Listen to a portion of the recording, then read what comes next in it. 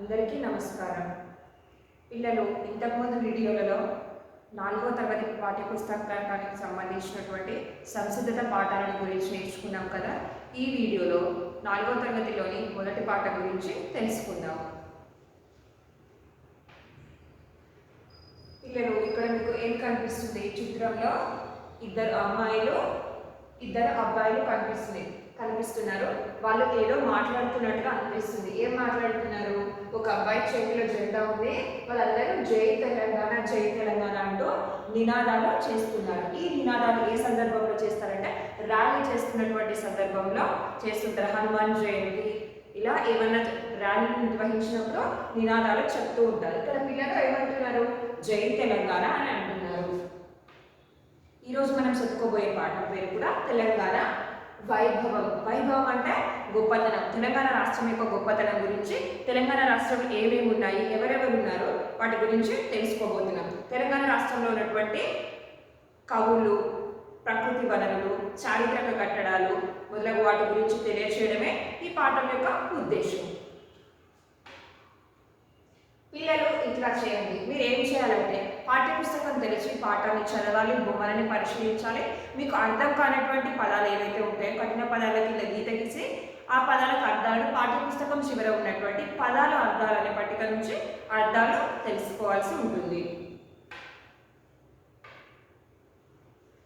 తెలంగాణ వైభవం అనే పాఠం గేయ ప్రక్రియకు చెందింది. గేయం అంటే ఏంటిది? పాట పాడుకోవడానికి వీలుగా ఉండేదానిని గేయం అంటారు. ఈ గేయాన్ని నేను ఒకసారి రాగయుక్తంగా ఆలపిస్తాను, వినండి. తీయతేనియ సోన తెలంగాణ, వీర చరితల కోన నా తెలంగాణ. తీయతేనియ సోన తెలంగాణ, వీర చరితల కోన నా తెలంగాణ. తరగలై గోదారి తల స్నానమయ్యింది, నురగలై కృష్ణమ్మ నీ కాళ్ళు కడిగింది. తల్లి నీ కడుపులో తరగనన్ని గనులు, సింగరేని సిరులు, నల్ల బంగారు పొరలు. తీయతేనియ సోన నా తెలంగాణ, వీర చరితల కోన నా తెలంగాణ. పోతన్న కైతలో పొంగి పొరలిన భక్తి, రుద్రమ్మ చాటింది నీ పరాక్రమ శక్తి. పాల్తూర్తి కవనాల దేశి పదముల పాట, పలుకే బంగారమౌ రామదాసుని పాట. తీయతేనియ సోన నా తెలంగాణ, వీర చరితల కోన నా తెలంగాణ.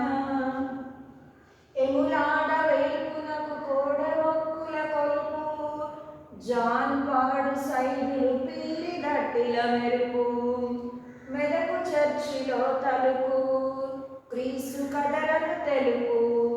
తెలంగాణది నేర్పు, సామరస్యము నిలుపు.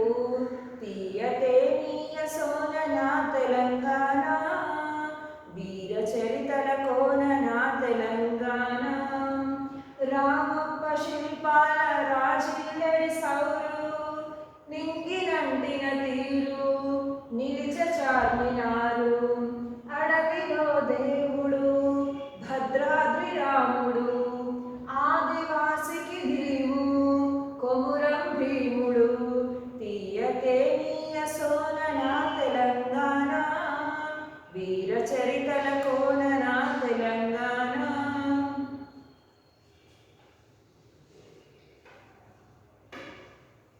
పిల్లలు చూసారు కదా, గేయం విన్నారు కదా. ఇప్పుడు గేయంలో ఉన్నటువంటి కఠిన పదాలకు మనము అర్థాలను తెలుసుకుందాము. సోన, సోన అంటే సన్నని వాన. కోన అంటే అడవి. తరగలు అంటే అలలు. సిరులు అంటే సంపదలు. కవిత అంటే కవిత. కవనం అంటే కవిత్వం. పలుకు అంటే మాట. వేల్పు అంటే దేవుడు. సౌరు అంటే అందం. రాజిల్లు ప్రకాశించు. నింగి ఆకాశం. తీరు విధం. ధీము ధైర్యం. ఇప్పుడు పదాలకు అర్థాలు చూసాం కదా.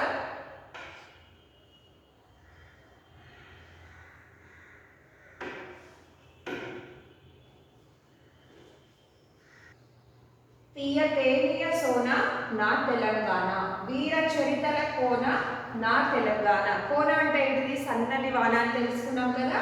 తెలంగాణ తేనెల వాన లాంటిది.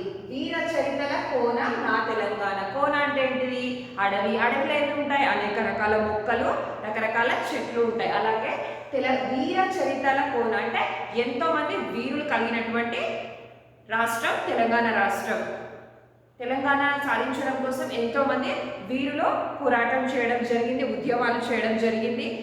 చాకలి ఐలమ్మ, కాళోజీ నారాయణరావు గారు, ప్రొఫెసర్ జయశంకర్, కేసీఆర్ గారు, ఇలా చాలామంది వ్యక్తులు తెలంగాణ పోరాటంలో ఉద్యమంలో పాల్గొన్నటువంటి వారు. ఎంతోమంది వీరులు కలిగినటువంటి రాష్ట్రం తెలంగాణ రాష్ట్రం. మొదటి చదువు. తరగలే గోదావరి తలస్నానం అయ్యింది, నురగలే కృష్ణమ్మ నీ కాలు కడిగింది. తరగలే గోదావరి. తరగలు అంటే ఏంటి? అలలు. గోదావరి తన అలలతోటి తలస్నానం చేయించింది. ఈ గోదావరి అనేది ఎక్కడ జన్మించింది? మహారాష్ట్రలోని నాసిక్ త్రయంబకం దగ్గర ఈ గోదావరి నది జన్మించింది. ఈ గోదావరి నది భారతదేశంలో 2వ అతిపెద్ద నది.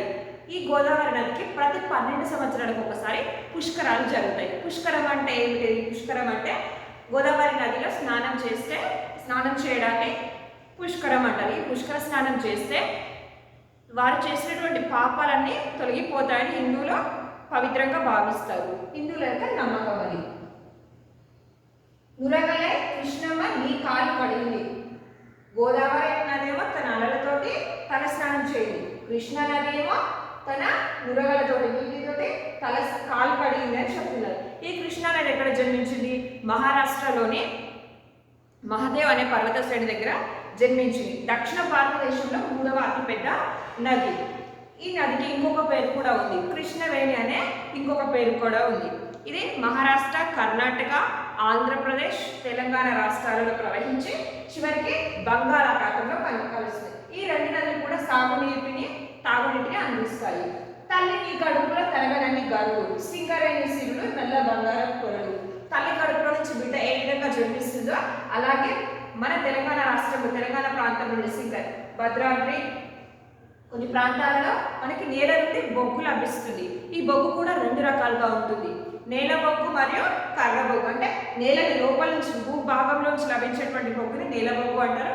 కర్ర బొగ్గు అంటే కర్రని కాల్చడం ద్వారా వచ్చేటువంటి బొగ్గుని కర్ర బొగ్గు అంటారు. ఈ నేల నుంచి లభించేటువంటి బొగ్గుని సింగరేణి కార్మికులు తవ్వి వెలికి తీస్తారు. అలా కొంతమంది తీసినటువంటి బొగ్గుని మరికొంతమంది కార్మికులు ఆ బొగ్గుని గంపలు ఎత్తి పైకి తీసుకొని రావడం జరుగుతుంది. చాలా కష్టంతో కూడుకున్నటువంటి పని, చాలా ప్రమాదంతో కూడుకున్నటువంటి పని. అయినా కూడా తమ ప్రాణాలను సైతం లెక్క చేయకుండా సింగరేణి కార్మికులు ఎంతో కష్టపడి బొగ్గుని ఉత్పత్తి చేస్తారు. బొగ్గుని తవ్వి వెలికి తీస్తారు. ఇలా తీసినటువంటి బొగ్గుని ఉపయోగించి విద్యుత్ని తయారు చేస్తారు. వారి యొక్క శ్రమ ఫలితమే నేడు మన ఇళ్లలో విద్యుత్గా మారుతుంది. విద్యుత్ వెలుగులు ప్రకాశిస్తున్నాయి. ఇలాంటి బొగ్గు మన రాష్ట్రంలో ఉండడం వల్ల మన రాష్ట్రానికి అనేక సంపదలు తెస్తుంది. సింగరేణి సిరులు, నల్ల బంగారు బొగ్గు. సిరులు అంటే సంపదలు. నల్లగా ఉన్నటువంటి బొగ్గు మన తెలంగాణ రాష్ట్రానికి అపారమైనటువంటి సంపదను తెచ్చిపెడుతుంది. తర్వాత అంశం. పోతన్న కవితలో పొంగి పొరలిన భక్తి. కవిత అంటే ఏంటిది? కవిత్వం. పోతన కవిత్వం రాశాడు. పోతన ముందు ఎక్కడ జన్మించాడంటే తల్లిదండ్రుల గురించి తెలుస్తుంది. పోతన వరంగల్ జిల్లాలోని బొమ్మెర గ్రామంలో జన్మించాడు.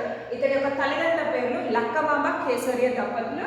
ఇతడి యొక్క సోదరుడి పేరు తిప్పన. ఇతడు రాముని యొక్క భక్తుడు. వ్యాసుడు సంస్కృతంలో రాసినటువంటి మహాభాగవతాన్ని పోతన తెలుగులో రచించడం జరిగింది. ఇతడు రాసినటువంటి భాగవతాన్ని వరంగల్ పరిపాలిస్తున్నటువంటి సింగరాయ భూపాలుడికి అంకితం ఇవ్వమన్నప్పుడు, ఆఫర్ చేయమన్నప్పుడు అతనికి చేయకుండా శ్రీరాముడికి అంకితం చేసినటువంటి గొప్ప వ్యక్తి. రుద్రమ్మ చాటింది నీ పరాక్రమ శక్తి. భారతదేశంలో పరిపాలన చేసినటువంటి మహారాణులలో రుద్రమ్మదేవి ఒకరు. ఆమె ఎంతో పరాక్రమవంతురాలు, అంటే ధైర్యం కలిగినటువంటి వ్యక్తి. ఏదైనా యుద్ధం చేసిందంటే ఆమెకి వెనుతిరిగే ధైర్యం, ఆమెకి తిరుగులేదన్నమాట. పోరాటం చేసినప్పుడు. పాల్పూర్కి కమనాన దేశీ పదవుల పాట. పాల్పూర్కి సోమనాథుడు జనగామ జిల్లాలోని పాలకుర్తి గ్రామంలో జన్మించారు. ఇతడు శివభక్తుడు. ఇతడికి తెలుగు, సంస్కృతం, కన్నడ భాషల పాండిత్యం ఉంది. పలికే బంగారం రామదాసుడి పాట. రామదాసుడు భద్రాచలంలో ఉన్నటువంటి శ్రీరామ క్షేత్రంలో ఉండేవాడు. ఇతడికి చిన్నప్పటి నుంచి కూడా ఇతడు రామభక్తుడు. ఇతడు రామకోటి కూడా రాసేవాడు. ఎములాడ వేల్పులకు కోడె మొక్కుల కొలుపు. తెలంగాణ రాష్ట్రమైనటువంటి పుణ్యక్షేత్రాలలో వెల్లాడ పుణ్యక్షేత్రం కూడా చాలా ప్రసిద్ధమైనటువంటి పుణ్యక్షేత్రం. ఇక్కడ భక్తులు ఏమనుకుంటారంటే ఇక్కడ దర్శనం చేసుకుంటే వాళ్ళ యొక్క కోరికలు నెరవేరుతాయని వాళ్ళ యొక్క నమ్మకం. కోడె మొక్కుల కొలుపు. కోడెలు అంటే ఎద్దులని అద్దెకి తీసుకొని ఆ గుడి చుట్టూ, ఆ దేవాలయం చుట్టూ ప్రదక్షిణ చేసి వాళ్ళ యొక్క మొక్కులు తీర్చుకుంటారు. జాన్పాడ్ సైన్యులు పీరిదట్టిలో నెలుపు. జాన్పాడ్ దుర్గ అనేది సూర్యాపేట జిల్లాలో ఉందన్నమాట. ఇక్కడికి మత సామరస్యానికి అనుకూలంగా, అంటే కేవలం ముస్లింలు మాత్రమే కాకుండా హిందువులు, ముస్లింలు, క్రైస్తవులు అన్ని మతాలకు చెందినటువంటి వాళ్ళు ఈ దర్గాని దర్శించుకుంటారు. ఈ దర్గాని ఎందుకు దర్శించుకుంటారంటే సంతానం లేని వారిని ఈ దర్గాని దర్శించుకున్నట్లయితే వారికి సంతాన భాగ్యం కలుగుతుందని భక్తుల యొక్క నమ్మకం. అంతేకాకుండా ఇక్కడ జాన్పాడ్ దర్గాని దర్శించినటువంటి వ్యక్తులకి ఇక్కడ గంధాన్ని ప్రసాదంగా ఇవ్వడం జరుగుతుంది. మెదక్ చర్చిలో తలుపు క్రీస్తు కథలను తెలుపు. ఆసియా ఖండంలో అతిపెద్ద చర్చి. ఖండం అంటే కాంటినెంట్. ఆసియా కాంటినెంట్ లో అతిపెద్ద చర్చి అన్నమాట ఇది. 1921లో చార్లెస్ అనే బ్రిటిష్ వ్యక్తి ఈ చర్చిని నిర్మించడం జరిగింది. దీని యొక్క పొడవు 173. దీని యొక్క వెడల్పు వచ్చేసి హైట్ వచ్చేసి 170, 170 అడుగుల ఎత్తు. దీని యొక్క వెడల్పు వచ్చేసి 100 అడుగుల వెడల్పు ఉంటుంది. ఈ దేవాలయంలో ప్రతి ఒక్క కిటికీకి అనేక రకాల బొమ్మలు ఉంటాయి. ఏం బొమ్మలు అంటే యేసుక్రీస్తు యొక్క జననం నుంచి పుట్టు పూర్వోత్తరాలు, అతని యొక్క మరణం వరకు ప్రతి ఒక్క అంశం ఎంతో అద్భుతంగా ఇక్కడ దేవాలయంలో ప్రతి కిటికీ పైన వర్ణించడం జరిగింది. తెలంగాణది నేర్పు సామరస్యం.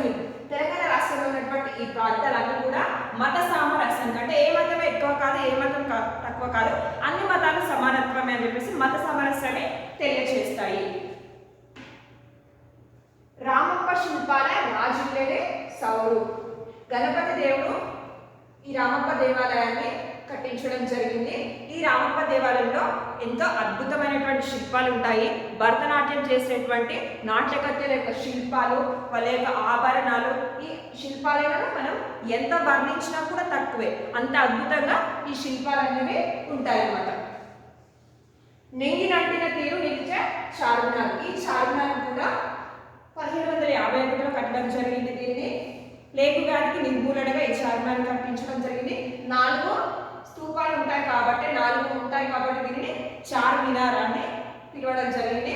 హైదరాబాద్ నగరానికి కేంద్ర బిందువుగా చార్మినార్ నిలుస్తుంది.